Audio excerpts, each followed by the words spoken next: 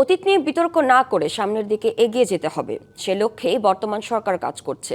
জাতীয় সংসদে বাজেট অধিবেশনে দেয়া বক্তব্যে প্রধানমন্ত্রী তারেক রহমান এই কথা বলেন।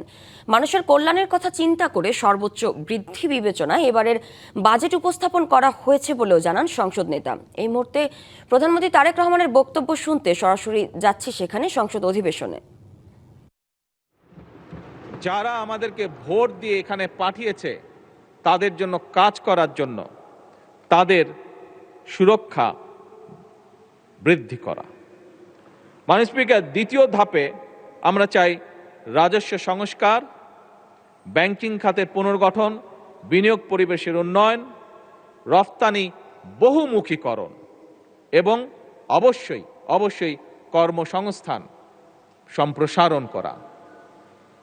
তৃতীয় ধাপে মাননীয় স্পিকার, উৎপাদনশীল, উদ্ভাবন নির্ভর, প্রতিযোগিতা এবং অন্তর্ভুক্তিমূলক অর্থনীতির ভিতকে সুদৃঢ় করা। মাননীয় স্পিকার, আমরা বিশ্বাস করি শুধু জিডিপি প্রবৃদ্ধির হার বাড়লেই প্রকৃত উন্নয়ন হয় না। উন্নয়ন তখনই হয়, একজন মানুষ হিসেবে, একজন রাজনীতিবিদ হিসেবে আমি উন্নয়নকে তখনই বুঝি যখন সাধারণ মানুষের ঘরে স্বস্তি আসে, যখন জনগোষ্ঠীর, বিশেষ করে দরিদ্র জনগোষ্ঠীর সামাজিক সুরক্ষা নিশ্চিত হয়, যখন তরুণরা তাদের যোগ্যতা অনুযায়ী কর্মে নিযুক্ত হয়, যখন কৃষক ভাইটি তার পরিশ্রমের ন্যায্য মূল্য পায়, অর্থাৎ তার যে প্রোডাক্ট সেটির ন্যায্য মূল্য পায়। ভিটামিন ই ও সি সিরাম, 8টি প্রাকৃতিক অয়েল সমৃদ্ধ লিলি সিরাম অয়েল, যা চুল পড়া কমায় মাত্র 30 দিনে।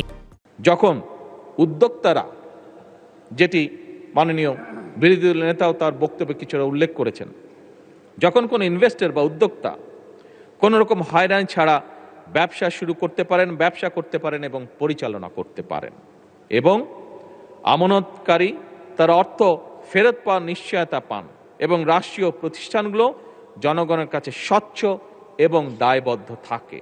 মাননীয় স্পিকার, আমি এটাকেই মনে করি অর্থবহ উন্নয়ন।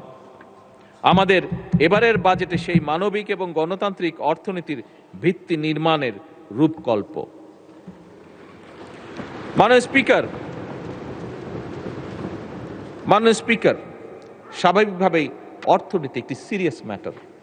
আমরা সেই জন্য পরিকল্পনা গ্রহণ করে পরিকল্পনার মাধ্যমে আমরা এগোতে চাই, এবং সেজন্যই আমরা এমন একটা অর্থনৈতিক ব্যবস্থা বা অর্থনীতি গড়ে তুলতে চাই যেখানে মাননীয় স্পিকার, ঋণ নয়, উৎপাদন হবে বিনিয়োগ নির্ভর, কাগজে প্রবৃদ্ধি নয়, বরং কর্মসংস্থান এবং জনগণের জীবনযাত্রার মান হবে উন্নয়নের বড় সূচক।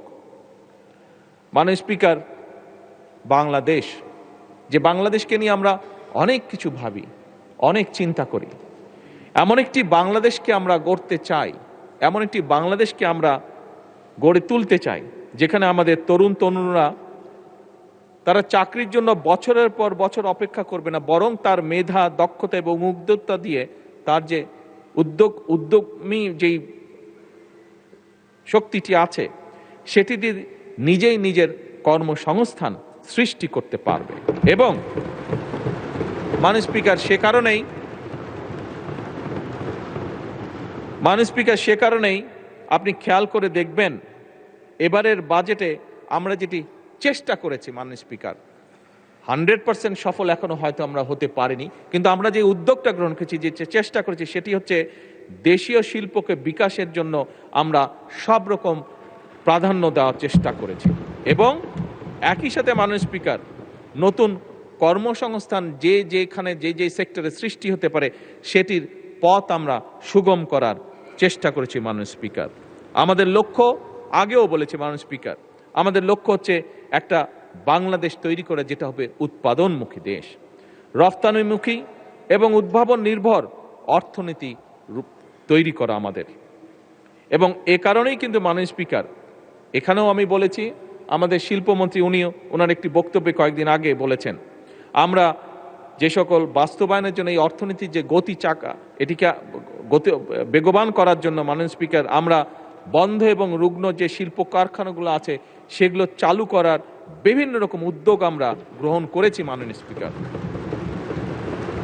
নতুন শিল্প স্থাপনে সহায়তা প্রদানের আমরা চেষ্টা করছি। দেশীয় এবং বিদেশি বিনিয়োগকে আকৃষ্ট করা এবং একই সাথে মাননীয় স্পিকার শিল্প অঞ্চল ভিত্তিক কর্মসংস্থান নতুন সুযোগ যাতে সৃষ্টি করতে পারে সেটাও আমরা চেষ্টা করছি। মাননীয় স্পিকার, একটু আগে বিরোধী দলের নেতা উল্লেখ করেছেন, আপনি উল্লেখ করেছেন এবং আমাদের এখানে সংসদ সদস্য আছেন জনাব পার্থ, উনিও ওনার বক্তব্যে বলেছেন ওনাদের এলাকার কথা, আপনারা তিনজনই বলেছেন ভোলার কথা। মাননীয় স্পিকার, যেহেতু এই বিষয়টি এসছে, আমি ওদিন বলেছিলাম যে একটি পরিকল্পনা আমাদের আছে।